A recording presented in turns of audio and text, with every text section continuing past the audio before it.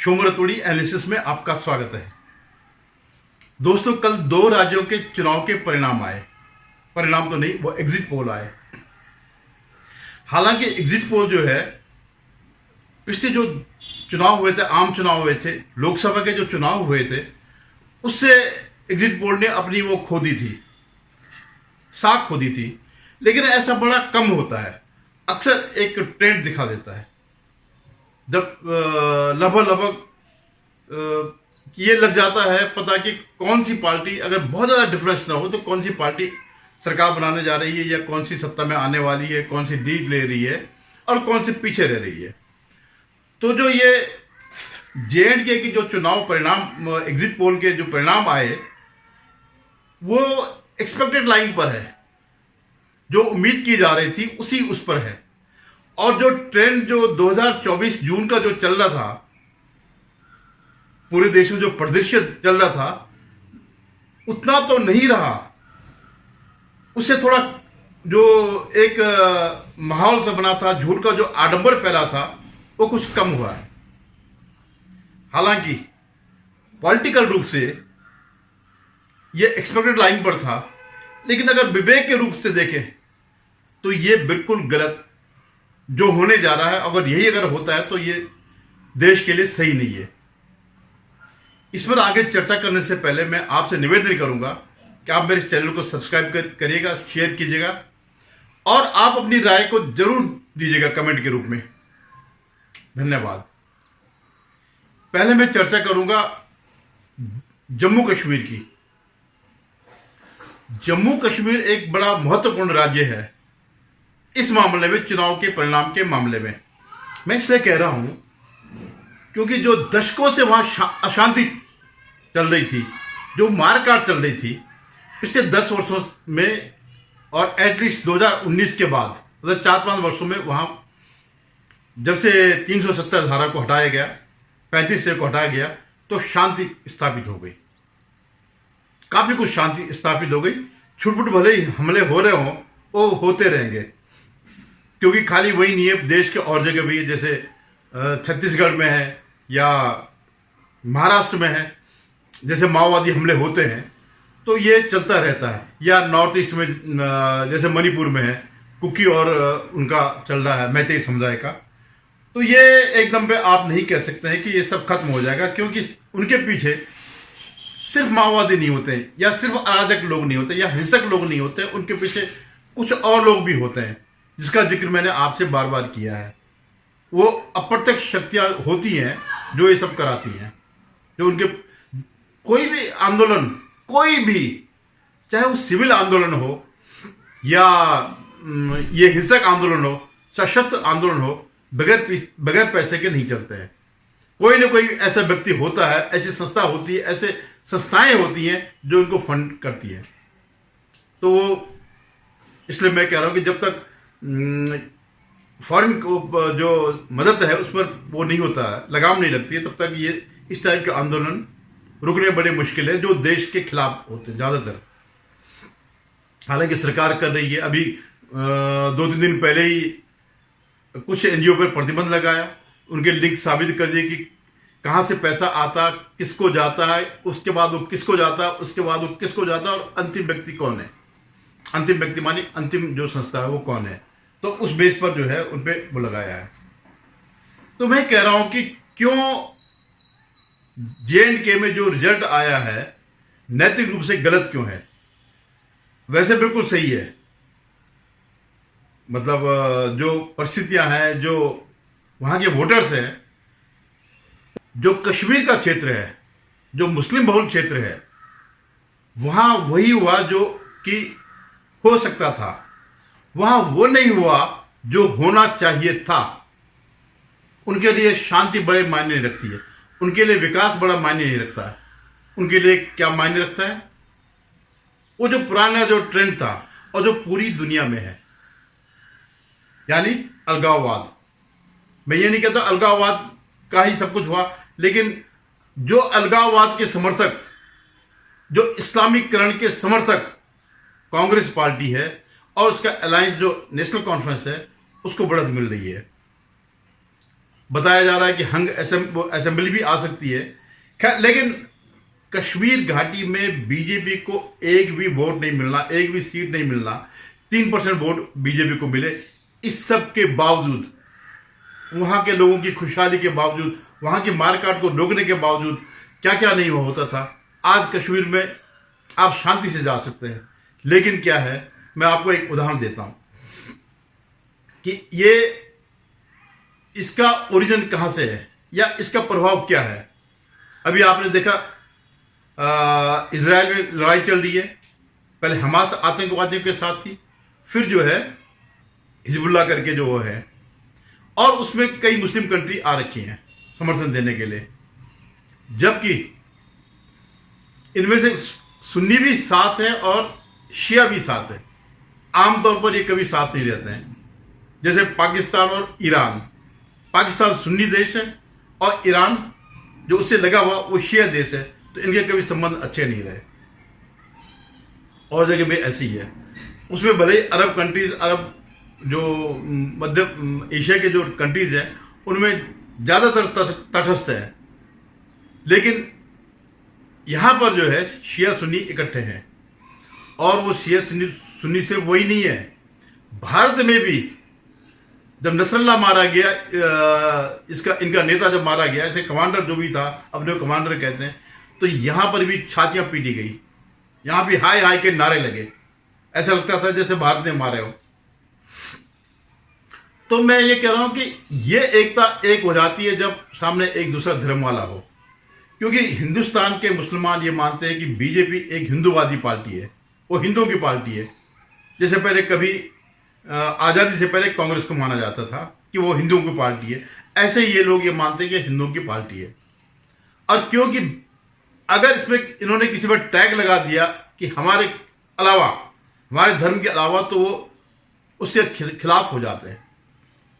अब वो क्यों कांग्रेस को समर्थन कर रही है, पूरे देश में इस समय कर रही है, क्योंकि कांग्रेस का जो स्टैंड है वो एंटी हिंदू हो गया है। तो अब आज वो उनके गले का हार बनी हुई। हालांकि कश्मीर में जो है कांग्रेस के लिए कम, कांग्रेस को सीट उन्होंने कम दी, एक दो में शायद फ्रेंडली फाइट हो रही है, लेकिन जितना भी वो जीत रहे हैं वो सिर्फ एंटी हिंदू की वजह से कश्मीर वैली में जो परिणाम जो आ रहे हैं वो ये है।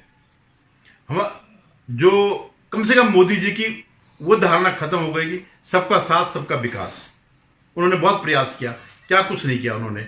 और आज भी, अब ठीक है, एक प्रधानमंत्री के नाते उनका ये कर्तव्य बनता है कि सबका साथ सबका विकास, लेकिन पैम्परिंग नहीं होनी चाहिए। कई बार क्या होता है, उससे जो है दूसरा समुदाय, माने हिंदू समुदाय सफर कर जाता है। तो ये जो बीच में वो लगे रहे हम पसमानदा और ये उनको पटाने का काम कर रहे थे, उनको बुला करके ये करके कुछ नहीं। जब उनके सामने नॉन बिलीवर्स जब सामने दिखता है, मूर्ति पूजक सामने दिखता है, तो वो अपने सारे वो मतभेद खत्म कर देते हैं। अंदर इनके भले ही चले, जब कभी शिया सुन्नी के कई झगड़े होते हैं, एक जमाना था कि लखनऊ में जो है ये सब चलता था, तो ये जब इनका अपना होगा तो ये लड़ेंगे कटेंगे, लेकिन जब विधर्मी सामने हो तो ये सब एक हो जाते हैं। तब इनका ये सब नहीं रहता है, अपने आपसी झगड़े खत्म हो जाते हैं। ये झगड़े सिर्फ हमारे हिंदू में ही रहते हैं जो जातियों में बंट रहे हैं और जिनको कि प्रयास किया जा रहा है लगातार जो है कांग्रेस के द्वारा जातिगत जनगणना की बात करके जातियों में तोड़ने की। उससे कोई ये नहीं है, उनका आशय ये नहीं है कि हम इनको जिताएंगे, हम इनका भला करेंगे। इनको कोई भला करना नहीं है, किसी भी जाति का भला करना नहीं है। अगर करना होता तो 65 साल से ज़्यादा इन्होंने राज किया, डायरेक्ट या इनडायरेक्ट। तो अगर आज भी और वहीं पर है तो इन्होंने 65 साल तक क्या किया? कुछ भी नहीं किया। तो उनका सिर्फ उद्देश्य ये है कि सत्ता पाना, और हिंदुओं में जो है तभी सत्ता मिलेगी जब हिंदुओं की एकता तोड़ी जाएगी। और अब वो क्योंकि राहुल गांधी प्रिय बन गए हैं मुस्लिम समाज के भी, और जो क्रिश्चियन हैं, जो क्रिप्टो क्रिश्चियन हैं, उनके भी प्रिय बन गए हैं। तो अब उनके पास एक फॉर्मूला है सत्ता पाने का। हालांकि ये संभव, अगर ये सब होता तो 2024 के चुनाव में भी स्थिति लगभग यही थी, लेकिन वो फिर भी अटक गए। तीसरी बार लगातार जो है 100 से नीचे वो रोक लिया। ठीक है, 53 से जो है इनकी 40, 45, 48 सीट ज़्यादा आ गई। 46 सीट करीबन और आ गई। लेकिन जो ये उम्मीद कर रहे थे कि हमें सत्ता मिलेगी वो नहीं मिली। अब मैं आता हूं JNK में ही जम्मू क्षेत्र का। देखिए हिंदुओं की आदत देखिए, वहां पर भी अगर एक दो सीट भी अगर इसको मिलती है कांग्रेस को, तो आप ये मान के चलिए कि वे सब भूल गए हैं कि जम्मू कश्मीर में क्या हुआ था 89-90 में, किस तरह से हिंदू मारे गए थे। जबकि उससे लगा हुआ ही है, राज्य भले ही एक है लेकिन लगा हुआ तब भी जो भौगोलिक रूप से एक ही हुआ लगा हुआ है, वो भूल गए। और इस बात की मान्यता मिल जाएगी कि नहीं, गलती जो है कश्मीरी हिंदुओं की थी जो मारे गए। आप ये देखिएगा अगर ये इस टाइप के परिणाम आए तो उसका व्याख्या यही होगी कि कुछ नहीं था, वो सब ये सब जो कहते हैं कश्मीर फाइल और ये कश्मीर हिंदुओं पर अत्याचार, कुछ नहीं था। वो जो आरे वाले कटे, आरे से जो लड़की काटी गई थी या और भी हुआ था, ये सब दफन हो जाएगा। तो मेरा कहना यह है कि अगर कोई भी हिंदू, अगर किसी भी हिंदू ने जम्मू क्षेत्र में जहां हिंदुओं का ज्यादा वर्चस्व है, अगर वहां से कोई एक सीट निकलती है हिंदू बहुल और कांग्रेस को मिलती है, तो ये सबसे बड़ी विवेकहीनता होगी। और आप अपने लिए कब्र खोद रहे हैं, आप अपने लिए, अपनी आने वाली संतानों के लिए जो है कठिनाइयां पैदा कर रहे हैं। तो ये तो हो गया जम्मू एंड कश्मीर का मामला। अब मैं आता हूं हरियाणा पे। हरियाणा में भी पहले जम्मू कश्मीर में थोड़ा और बताता हूं कि जम्मू कश्मीर में जो है, जो 90 की दोनों जगह वो है विधायिका, 90 की असेंबली है दोनों जगह। तो JNK में जो है बीजेपी को जो दे रहे हैं मैक्सिमम 28, मतलब 20 से 32 के बीच दे रहे हैं। 28 एक उन्होंने एवरेज माना है। और कांग्रेस को plus, Congress plus national conference को 35 से 50 के बीच वो दे रहे हैं, और एवरेज 41 के आसपास, यानी लगभग बहुमत के आसपास। हालांकि संभावना ये भी है कि अगर 2-4 उनके कम हो गए तो एक हंग असेंबली बन जाएगी। और अगर इंडिविजुअल के हिसाब से अगर ये बड़ी पार्टी बन जाती है बीजेपी, तो उसको भी चांस मिल सकता है सरकार बनाने का। हालांकि इस बात की संभावना बहुत कम है कि उनको कोई समर्थन मिलेगा जम्मू एंड कश्मीर में, और कश्मीर वैली से। उनके पास जो भी है जम्मू के, कश्मीर में इनका एक भी विधायक नहीं आ सकता है। तो स्थिति ये बन रही है। अब मैं आता हूं हरियाणा में। पहली बात यह कि 10 साल लगातार जो है बीजेपी वहां राज कर रही है। भले ही पहली बार उन्होंने मैक्सिमम सीट ली थी, अपने बल पर जो है वो किया था, सरकार बनाई थी, शायद 47 या कुछ इतनी सीट आई थी। और दोबारा जो 2019 में जब आए तो वो 40 पर लग गए, 6-7 कम रह गए। अब जो ये दिखा रहे हैं एवरेज 20 से 37 बता रहे हैं, तो ये मान के चलिए कि 25-30 के आसपास ये आ रहे हैं। और इनको तो सब बहुमत, पूर्ण बहुमत दिखा रहे हैं, 50 से 56 के, 55 के बीच, 50 से 60 के बीच जो है कांग्रेस को बता रहे हैं। अब आप ये देखिए कि वहां पर क्या हुआ हरियाणा में। हरियाणा में क्यों बीजेपी, चलो एंटी इनकम्बेंसी की बात तो मैं मान गया, लेकिन उसके बावजूद भी तो जीते हैं लगातार 3री बार। भले कम सीट आई हो लेकिन लगातार जीते हैं। वहां क्या स्थिति है, जबकि कांग्रेस में आंतरिक फूट थी, दलित उनके साथ नहीं थे। मतलब जो कुमारी शैलजा है वो उनसे नाराज हो की है। फिर उन्होंने हावड़ा तोड़ी में अशोक तंवर, जो पहले वहाँ का दलित नेता कांग्रेस में ही था, कांग्रेस का अध्यक्ष था, फिर वो उन्होंने अपनी पार्टी बनाई, फिर वो TMC में गए, फिर वो आम आदमी पार्टी में गए, फिर वो बीजेपी में आए अभी जनवरी में, और शैलजा से ही हार गए। तो शैलजा की काट करने के लिए फिर उन्होंने लास्ट 11th उसमें जो है अवर पे अशोक तंवर को पार्टी में शामिल किया। क्या फर्क पड़ता मैं नहीं समझता, कोई बहुत ज्यादा फर्क पड़ा होगा। लेकिन आप ये देखिए क्या क्या नहीं हुआ वहां पर। एक इनकी पार्टी जो हुड्डा की पार्टी है, इसको हुड्डा की पार्टी कहना ज्यादा बेहतर होगा, क्योंकि सारे MLA 70-80-90 में से 70-72-75 ऐसे बताते हैं कि हुड्डा के कैंडिडेट है। इसलिए शैलजा नाराज हो गई, रणजीत सिंह सुरजेवाला नाराज हो रखा, जो जितने भी ग्रुप है वो सब हुड्डा से नाराज है। तो सारे के तो ये हुड्डा की पार्टी है। उसी पार्टी के एक महिला नेत्री जो है, उसने इतने अपशब्द कहे दलितों के लिए कि कोई भी नहीं कह सकता। और अगर ये किसी बीजेपी वाले ने कहा होता तो अब तक पूरा हंगामा हो चुका होता। ऐसा कुछ नहीं हुआ। और आप ताजुब करेंगे, सरेआम मंच पर एक कांग्रेस की नेत्री सोनिया दुहान के साथ एक इनके नेता ने, जाने माने नेता ने अश्लीलता करी। आप लोगों ने वीडियो देखा होगा, कम से कम हरियाणा में तो घर घर में पहुंचा है जो अश्लीलता उसने करी मंच में। अब आप ये सोचिए, ये कहते हैं महिला की बात करते हैं, अरे तुम तो सरेआम मंच पे कर रहे हो, अकेले में क्या करते होंगे। तो अब अगर इसके बावजूद भी इनको वोट मिलता है, दलितों का वोट मिलता है, तो ये जो है बहुत ज्यादा दुखद बात होगी। ये आने वाले समय में दलितों का जीना मुश्किल हो जाएगा। जैसे उत्तर प्रदेश में अभी इनको जो बढ़त मिली अखिलेश की पार्टी को और कांग्रेस को मिला करके, जो यूपी में बढ़त मिली लोकसभा चुनाव में, उसके बाद के हाल आप देखिए, सारे के सारे जो है अपनी गुंडागर्दी पे पूरे उतर गए। जबकि सरकार में नहीं है, सरकार योगी आदित्यनाथ जी की सरकार है, उसके बावजूद उनकी हिम्मत देखिए, सिर्फ कुछ सीटें बढ़ने से ये हो गया। और यहां तक अगर सरकार आ जाएगी तो क्या करेंगे, क्या बुरा हाल करेंगे, ये आप देखिएगा 5-6 महीने के अंदर ये सब चीजें जो है। मैं इसकी बात भी नहीं करता हूं कि जो उन्होंने वायदे किए हम ये देंगे वो देंगे, वो तो सारी जनता जानती है। अगर वो इस बात पर वोट देते हैं तो ये तो बड़ी बेवकूफी होगी। जहां जहां इन्होंने ये दिए वहां वहां सरकारें ठप हो गई है, सारी आर्थिक गतिविधियां खत्म हो गई है, चाहे कर्नाटक हो चाहे ये हो हिमाचल प्रदेश। अब उन्होंने जो है लैट्रिन टैक्स लगा दिया कि आप कितनी बार आपके घर में कितना टॉयलेट है उस पर टैक्स लग गया। ये स्थिति आ गई है। कल के दिन सांस लेने पर भी टैक्स लगा देंगे तनख्वाहें देने के लिए, सिर्फ तनख्वाह की बात कर रहा मैं।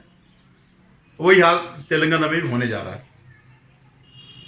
दूसरी बात ये कह रहे साहब, वो इन्होंने मुद्दा बनाया उसका अग्निवीर का। अरे उस आदमी की बात आप कर रहे हो, सैनिकों के बारे में जो रोज सैनिकों को गाली देता है।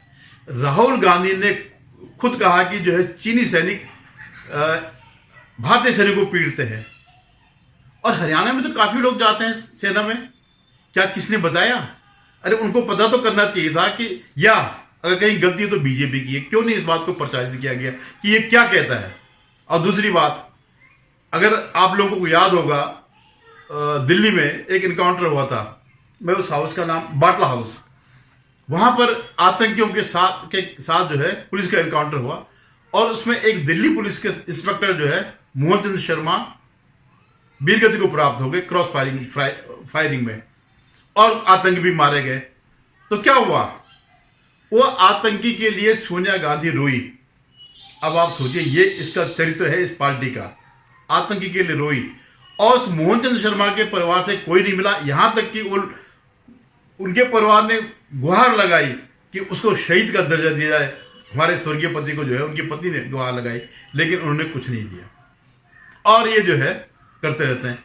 तो एक तो परसेप्शन की लड़ाई जो है बीजेपी हार रही है, वो सिर्फ मोदी जी के भरोसे बैठे हैं कि मोदी जी ये करेंगे वो करेंगे, लेकिन कहां जो तथ्य है उनको भी तो सामने रखो, लोगों को समझाओ कि क्या क्या ये सब हो रहा है।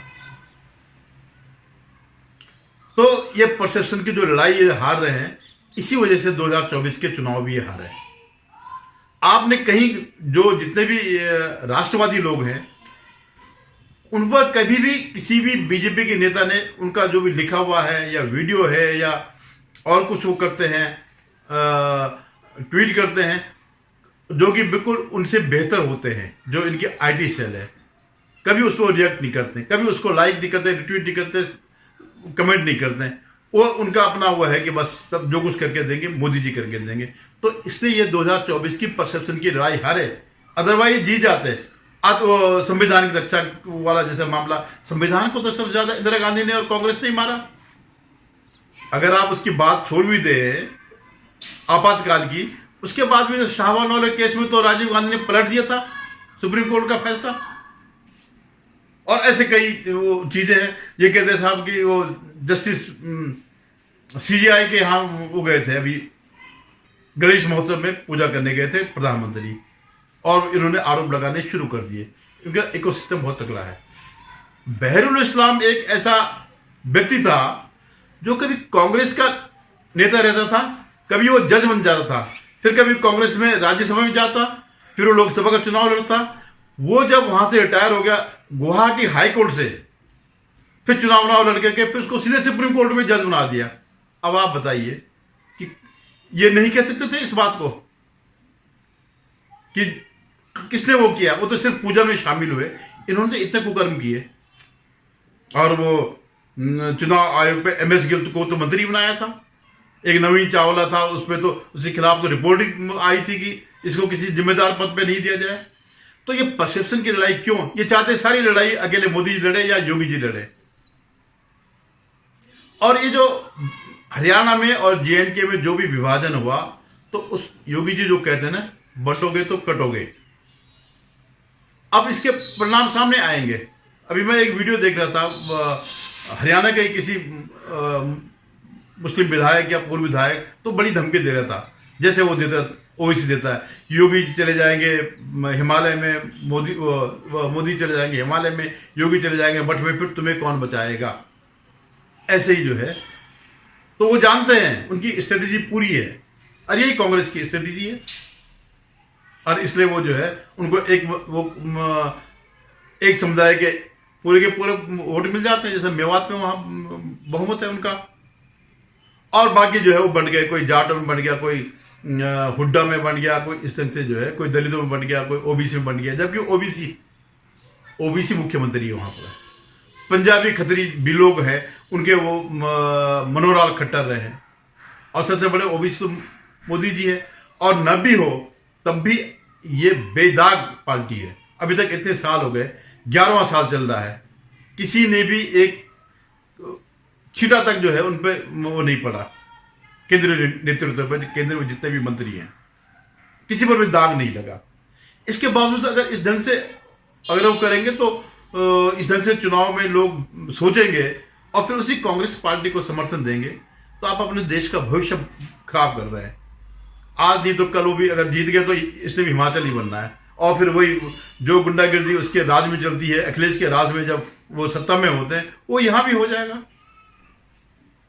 अगर 10 साल उन्होंने राज भी किया तो फिर भी एंटी इनकम्बेंसी ऐसी नहीं होती कि आप बिल्कुल इस स्तर पर ले आओ। खैर, अभी देखिए, ये तो अभी एग्जिट पोल है, 8 तारीख को, आज जो है 6 तारीख है, परसों से ये सब शुरू हो जाएगा। 12-2 बजे तक, 1-2 बजे तक जो है सब चीज़ क्लियर हो जाएगी। धन्यवाद। आपसे पुनः निवेदन है कि आप मेरे चैनल को सब्सक्राइब करिएगा, शेयर कीजिएगा।